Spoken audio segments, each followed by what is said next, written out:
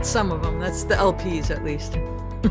Let me be official and starting. It is November the 28th, 2022. I'm Diane Barrett with the BE Collection. And today I have the honor of interviewing Cheryl Pawelski. Pawelski. Pawelski. Yeah, Pawelski. correct. Okay, good. I want to be sure of that. And I did receive your consent. So this is an interview about you and your career, your sexuality, where you go from here, where you've been, where you're going. Okay. I think I can probably answer those questions. Just a talk between you and I. So where were you born? Milwaukee, Wisconsin.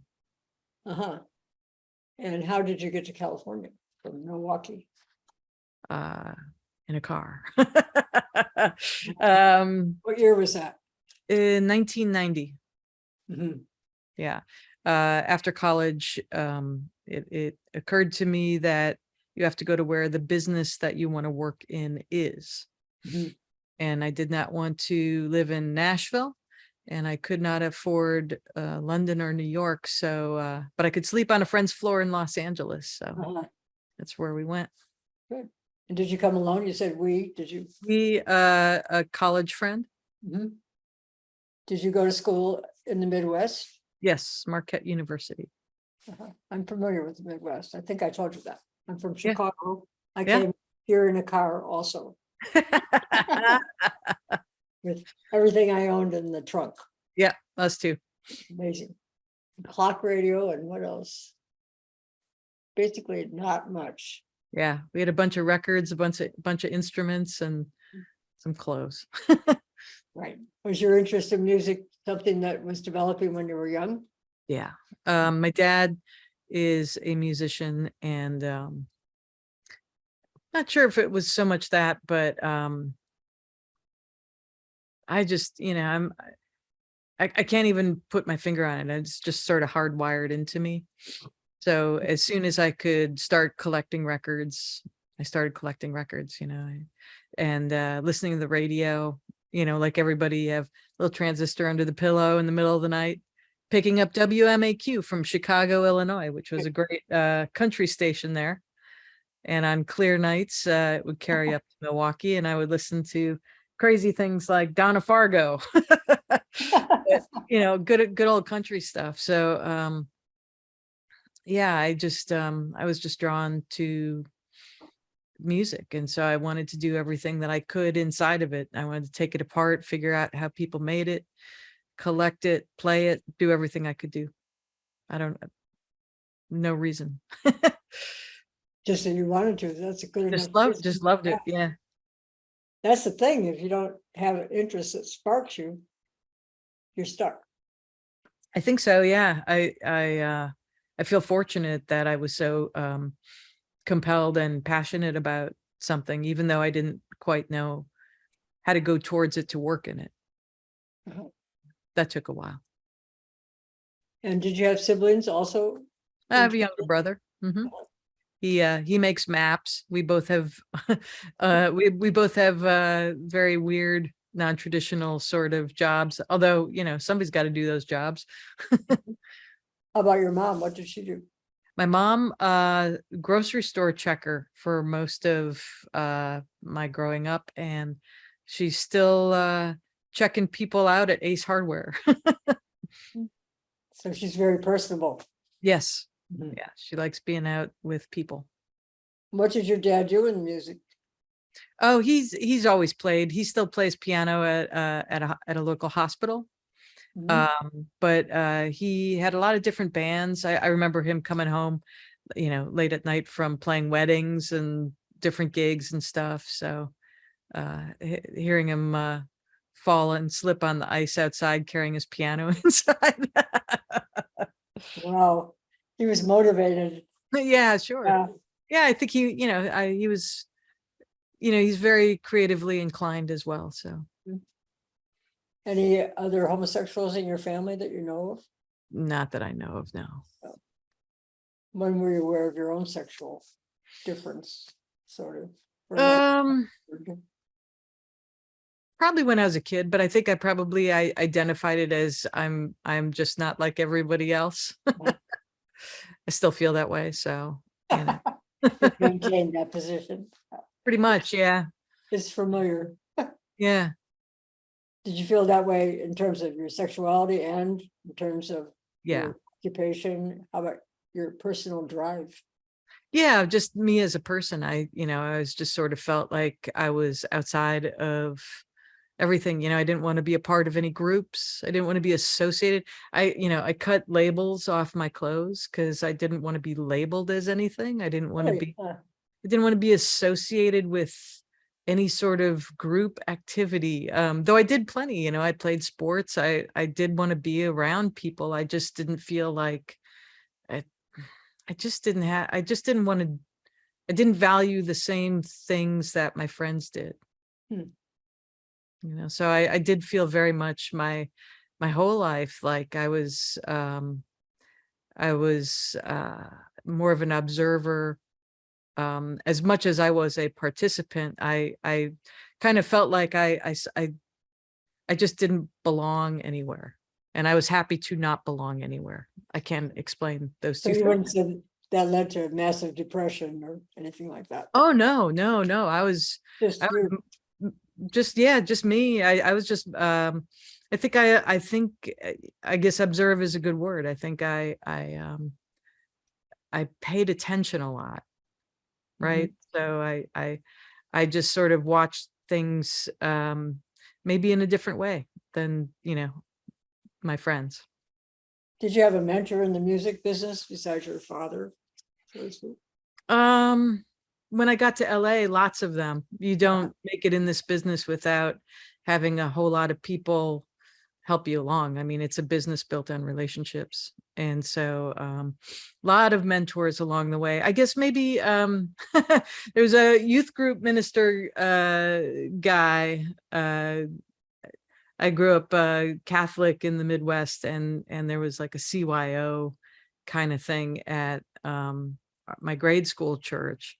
And he was he played and had a lot of really interesting records. I was very interested in acoustic music at the time. So, he had, I think he was the first guy I heard the Nitty Gritty Dirt Band through, and I really dug those records a lot. So, so I would shine around his office and play his records. Did you go to Catholic elementary school? Yeah. Catholic all the way through, except I went to UW Milwaukee for a few years before I went back to the Jesuits at Marquette, which was good. I great education. I had a great time everywhere I went. So Did you stay focused on music when you were in college? no, for a while I thought I was going to be a teacher. How long was that? Until I did my first they send you into a high school to sort of shadow another teacher, and on the first day that teacher quit. While So you were shadowing her? yeah, and I was like, yeah, I was not built for that. My wife, who is a professor and now president of a college, she has the temperament for that. I learned very quickly that I have a little bit more of an artistic temperament. So Audrey is very much the patient teacher nurturer type, and I am the person that says, I don't understand why you can't do that. I can do that. Which is at once terrible, but it's just So you are. Yeah, well, I'm very Think patient about with that. a lot of things, but I'm impatient in that regard. Being a teacher is the challenge. I would never do it. Yeah, it's I had to a little bit, but a special occupation. I think we should Yes. overpay all teachers, especially teachers K through high school. Right, the worst years. I don't know. Yeah, they should be the people that make the most money in our society. You can support them. Mhm. So then, do you play instruments? Yeah, I mean, I do. I had some bands and stuff, but never to the degree where I was good enough, and I became aware of that pretty fairly quickly. I liked playing, and I liked being on stage, and I like the performance aspect. I like the creative aspect. I love writing songs. But that sort of work as an occupation started to having to duke it out with when I was I started at Capitol Records in 1990 as a temp, and as I sort of clawed my way through my 12 years there, it was clear that I couldn't be out till 2 or 3 in the morning playing shows and then getting up the next day and trying to produce records and have a job. And that's what you needed to support yourself. Yeah, but I love that too. I mean, it was all music all the time, and it still is. So, all of us should be so fortunate, to get up every day and absolutely love what they do. So really, as much as I love performing and playing and writing songs, I was pretty aware that unless I really went off the deep end and did that 25 hours a day, I was probably had a good producer mind more than that sort of musician, songwriter, artist situation. Has your sexuality enhanced your position in the business, or?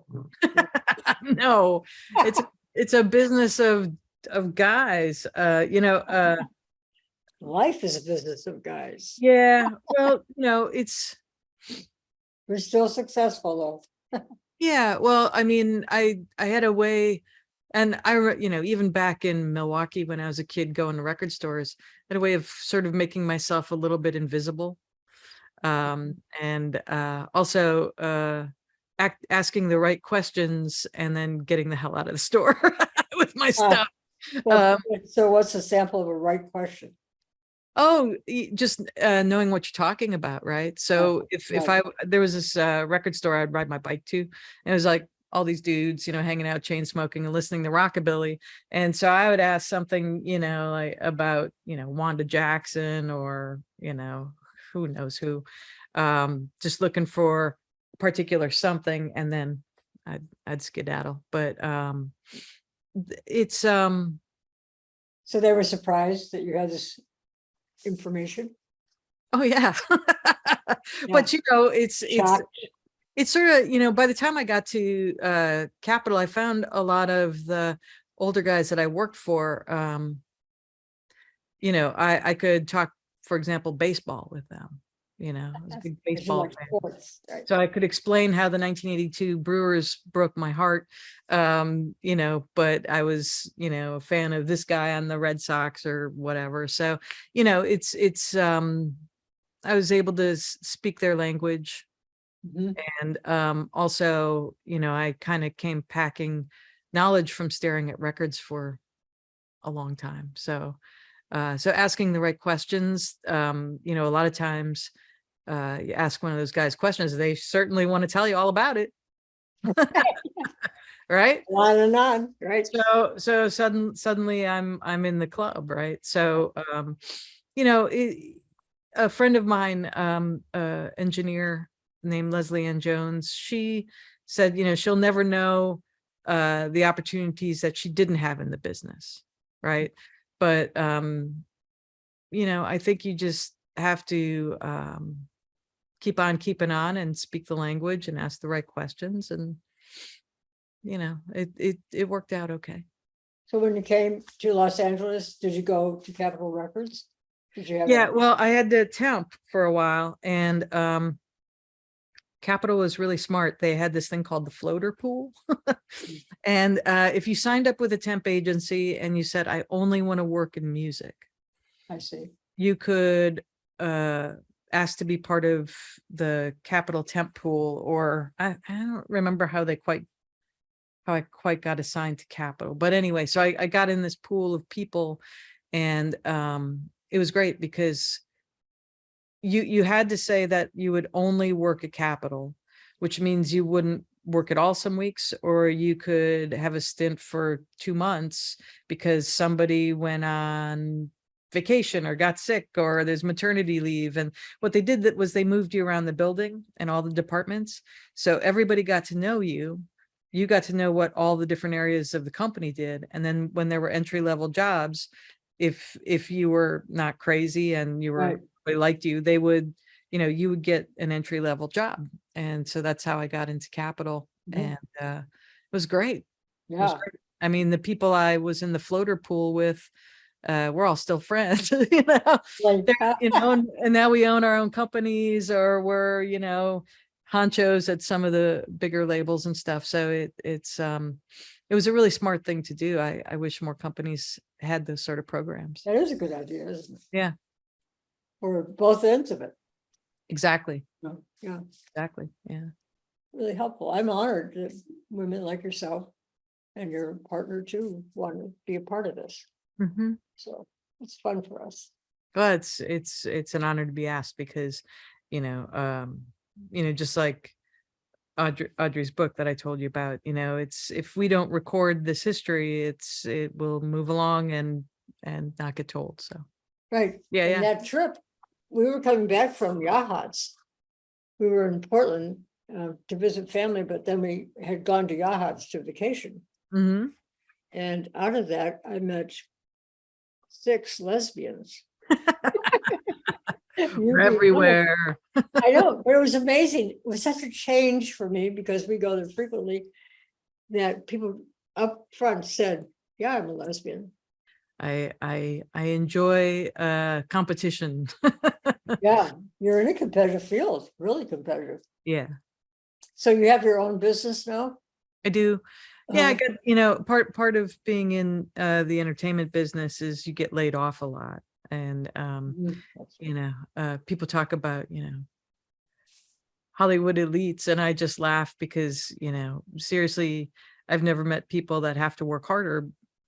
It's very competitive, but yes. some of my friends who work in film, especially, they're working till 3 or 4 in the morning, and then they got to get up and do it again. And I at the height of being at various labels, you don't just get to clock out at the end of the day. You have to go to shows. You have to go and, I mean, it really is, it's a different, it's an all-encompassing lifestyle that is your work.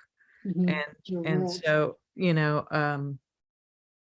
and it is very competitive. So yeah. But it's people like What me you are love. wired for that. Yeah. Yeah. It's fun. Do you love the creativity of it more than the winning? The winning. I love I love Well, both of those. I love both of those things. If creativity leads to winning, yay. you'll take it. You know. But no, I think I love the process of creativity, Uh-huh. you know. The outcome, any sort of accolades are truly wonderful and big fun, but the process, I love nothing more than starting a project and trying to figure out what it wants to be, you know. So how many projects will you have going at one time? Uh, it's I don't remember. I don't know anything about your business. right. No, it's an interesting. Somebody viewing this probably didn't know anything either. Right. Maybe,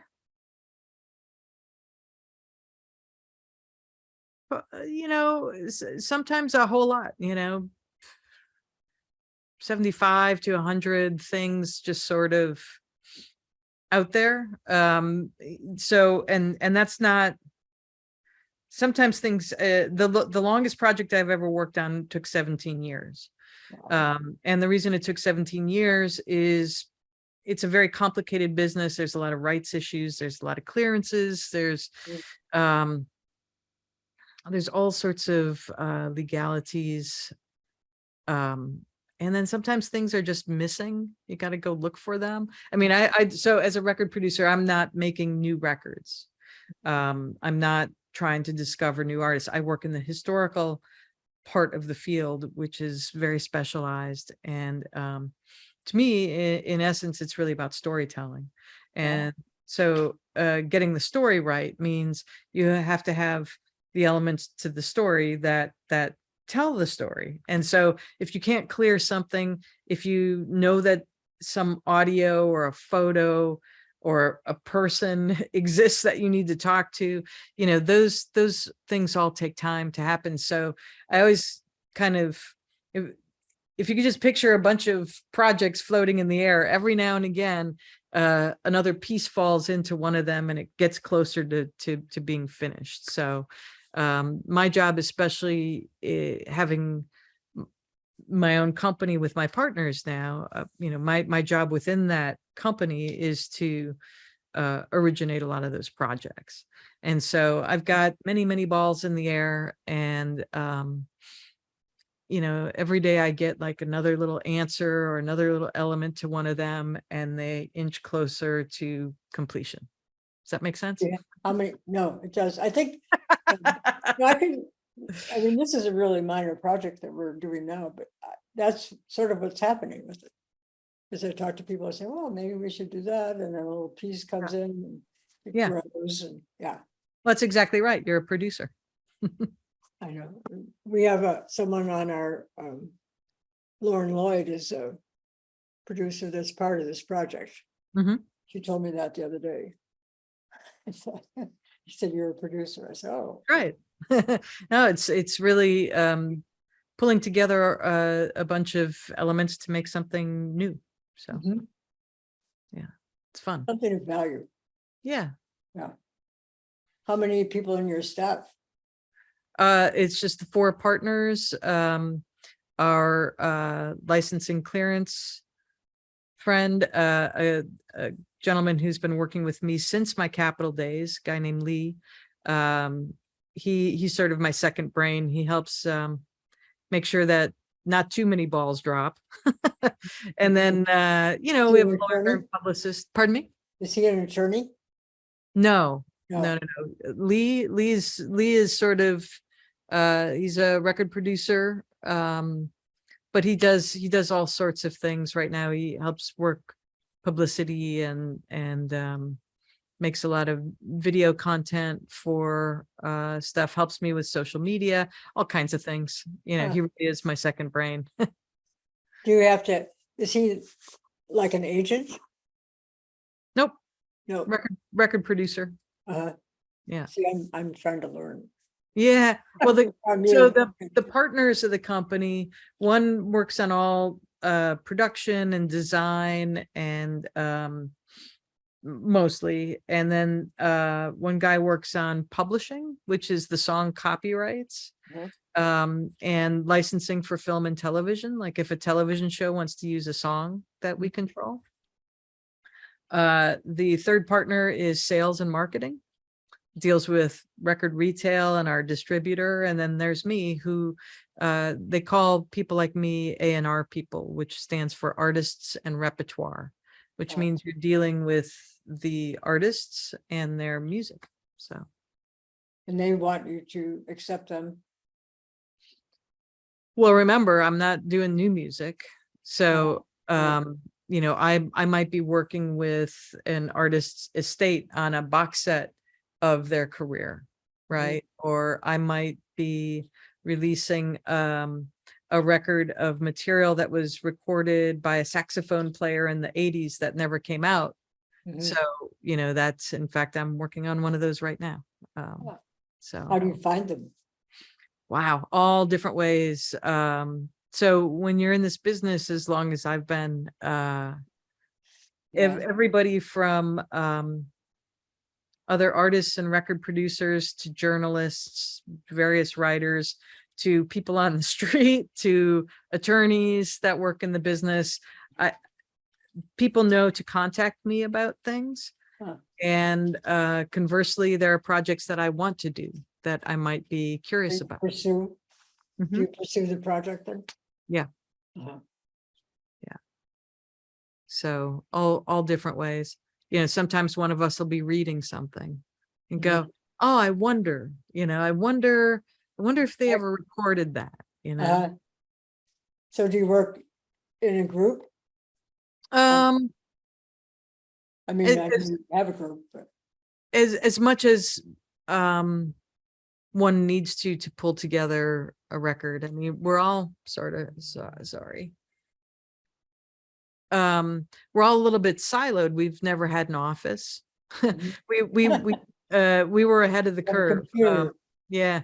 So we started 12 years ago, but because we're in LA, we decided that we didn't want to A, pay for an office, and B, all of us have to spend so much time driving to and from the office when we're all industry veterans. So we thought we're just going to have conference calls 3 times a week. So we do. Yeah. And it works fine because, I don't need to be looking over my sales partner's shoulder. He's been selling records for decades, and he has a stake just like I do in the success of the company. So I'm not afraid he's not doing his job. He's not afraid that I'm not doing my job, so. A lot of trust. Yeah. I like that. So now if someone were interested in pursuing this career, where would they start? Besides liking music. I don't know how to advise anybody on how to be in the music business. Really? And the reason is it's constantly changing. I don't think I would, I don't think I could work at a new record company right now because it's all digitally based. And I do a limited amount of work in the digital aspect of the music business. Doing historical catalog stuff like I do, those divisions within the major labels right now are very small. A handful of people. Where when I was coming up, there were whole divisions devoted to that work. So I came up at a time in the business, which was very fortunate for me, because those places existed. I mean, so these days, I think, you'd probably have to do it on your own, make your own label like I did. The problem with that is, and this is why I can't really advise, is I didn't start my company until I knew enough. right. So you can't really break any rules until you know them, right? So after Capital, I had the thought about starting a company, but then I just knew I didn't know enough. So I went back and worked I at think more that's good advice for any profession. Yeah. I mean, it's one thing to be passionate about something. It's another thing to know how it works. And it's this complicated business. So, Sounds like it. You do have to spend some time understanding royalties and all the legal aspects, and the studio aspects. I mean, there's a lot to learn. So who evaluates you? You said that you were hoping to get an award. Grammy, right? I just Who determines that? Well, the voters of the Recording Academy. So when I saw you, I had just received word of my 6th Grammy nomination. So yeah, congratulations. That's wonderful. right. Yeah. So it's up to the voters. That's probably why you said yes to me. I was all happy. Right. I'll say yes to anything. Yeah, right. No, so that was good news. So That was really good news. Yeah, so we'll see we'll see if we win. I've been fortunate to win 2. So how many Grammys are awarded in my area? One a year. Yeah. Wow. Overall, I think there's over 100. But it's all the big stuff, record of the year, and somebody like Taylor Swift or Adele will win, or Beyonce or somebody like that. I'm in the categories that nobody pays attention to, which is fine. You do, you pay attention. I went with my daughter to see Taylor Swift when Taylor Swift was just becoming Taylor Swift. Yeah. basically. I was at the Grammys the year she won her first Grammy, and it was fun to see. She's become quite an amazing songwriter. I know, amazing. Good for her. Really, yeah, really great. So what keeps your flame going? Because I can tell you have one. Besides your partner. Well, yeah, there's I know that. she's a big part of it. Yeah. Very much, but there's endless amounts of music. We may be led to believe that everything is available digitally that has ever been done, and that could not be further from the truth. Yeah. It's you can find all the hits, sure, but or most of them, but there's just for something that's been around. I mean, sound recording was the late 1800s, right? So it hasn't been around that long. No. But there sure has been an infinite, at least for one person's life, amount of music made around the world. So I have a lot of listening to do. Yeah, I'll say. And that's And where you get your inspiration. yeah, well, and I always talk about throwing music into the future, the way that you're throwing this story right now into the future. Mhm. There's a lot of music. Is music archived? I mean, is that what you're doing, do you think? Is that another name for it?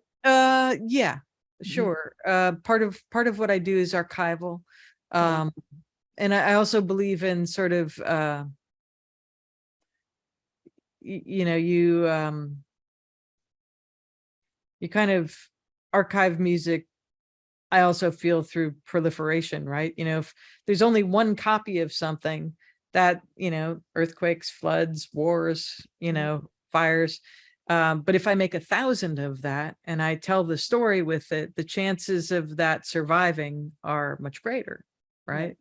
So preservation through proliferation is sort of the way I kind of look at it. And I think, when you're young and you hear a song that you're really into, I think the first thing you want to do is you want to share it with someone, right? Like, I just heard this great song, and and our lives sort of have this running soundtrack. And so to me, I just feel like I just want to share all of this stuff with as many people as I can. So that's that's what I've made a career out of doing. So I understand that. yeah. This is the archive part of this whole thing just sort of came to us as we started with the idea. Mhm. And now, like you, it's so valuable. Yeah. You have this about your music and about music, not only yours, but others. And Yeah. I feel about this. Yeah. And I feel like it's important to it does come down to our stories. It's what you're doing here too. And like so to me, part of what I'm doing is handing this to the next little me that hopefully will find it and be as moved as I was by somebody's story or their music. Mhm. That's being moved is the key. Yeah. I think, my opinion. Yeah. So has your sexuality enhanced your work, or do you even blend it in any way? Has it been a problem? I don't, I get asked versions of that a lot. And they're Do usually, you? yeah, well, it's usually on panels called Women in Music, and it's not necessarily about sexuality. It really is, being the one woman often in the room, right? And so I'm sure I've been, it's like that quote from my friend Leslie. She said, we'll never know the opportunities that we didn't have. So I mean, I don't feel necessarily that it was sexuality that it didn't help me, didn't hold me back. I'm sorry, yeah, the whole lesbian thing, that Yeah. was never a problem. It was sort of being a woman in this sort of domain, so it was more the gender thing than the sexuality thing in music. So, but I guess I just figured out ways to deal with it. Mhm. Well, if you're Again, comfortable within yourself, it works fine. yeah, It's work to get there. yeah, I was That's- comfortable, but also I think for the longest time I outworked everybody, right? And I just I tried to compensate whatever I was trying to compensate with knowledge. Mhm. Right? So I did my best Did to you do that about your sexuality too? no, No, but just I what, mean within the business, right? right. So my compensation for being a woman, and then ooh, and then a lesbian, who cares, right? It's like a woman and a lesbian, whatever.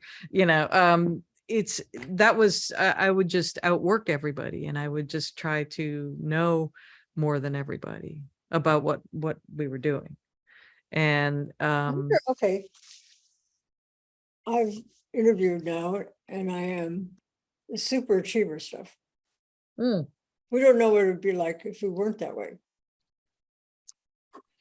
if I wasn't a super achiever to Yeah, compensate. how much of that is that you're a woman, that you're a lesbian, and that you're just, this is your career, this is what you want, this is your direction. Yeah, I How don't much I of don't that know. is, you know, peculiar more to lesbians than just women? It could be. I don't know. I'm I just don't. curious about it. Yeah. Yeah. I don't know if I have a large enough sample group the way I do. No, I don't either. Yeah, I'm because building it. I'm trying to think of do I know any slacker lesbians that have made it in the music business? Not really, Yeah. but do I know a lot of slacker dudes whose mom or dad got them a job and they coasted for a few years because the party was there? Mm, Sure, but they're not working in the business anymore right. because they weren't good. Right. And again, I So only is know your a competition handful. mainly women in your My business? competition? Yeah. No, not at all. Okay. It's men. I got it. Yeah, not at all. I was just trying to think, I only know a handful of women that well, first of all, there's only two of us that work in the catalog area of Yeah. the business, right? There are more women in studio work now, thank God, which is great. But there's just a handful of us. So no, they're not my competition, they're my friends. That's good. Keep them that Yeah. way. Yeah, of course, of course, of course. Yeah. No, it's impossible to know because I don't think there's not enough people to even have any data on it. Well, you could be establishing it. Yeah. Yeah, yeah. So Curiosity brings it. But yeah. I don't think we'll have competition in finding it. No. No. So if you had wisdom, the wisdom of your life would bring your own mottos, or what was Mm. your motto of your life, do you think, so far? What would you Uh, encourage other people to try to develop? that's a really big question. I would say work harder than everybody else, no matter what you do. Oh, No matter what you do, because you get good at whatever you are passionate about, and do things that you're passionate about. Um, ask questions. yeah, yeah. Well, and but see, this goes back to, learn as much as you can so you ask the right questions, right? That's right. That is a really good statement. I mean, never be afraid to ask questions, but if you're in a position to ask a question, make it good. So if you knew your life was coming to a close shortly, what would you like to be remembered for?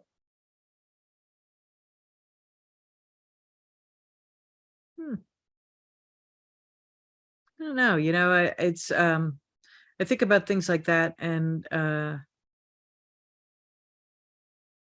I don't know. I don't know. How long do you get to be remembered for? You Yeah. know? Uh, Going to be archived, so there you go. yeah. I don't know, just, I think maybe as someone who was a champion for something that she loved very much, and, hopefully turned on a lot of people to a lot of music that made their lives better, That's great. Yeah. But thank you really for doing this. Well, I appreciate the offer. It was fun to meet you on a plane. I know. And we'll be in touch. I really, it's an honor to be asked to do this, so thank you. Thank you. I'm honored.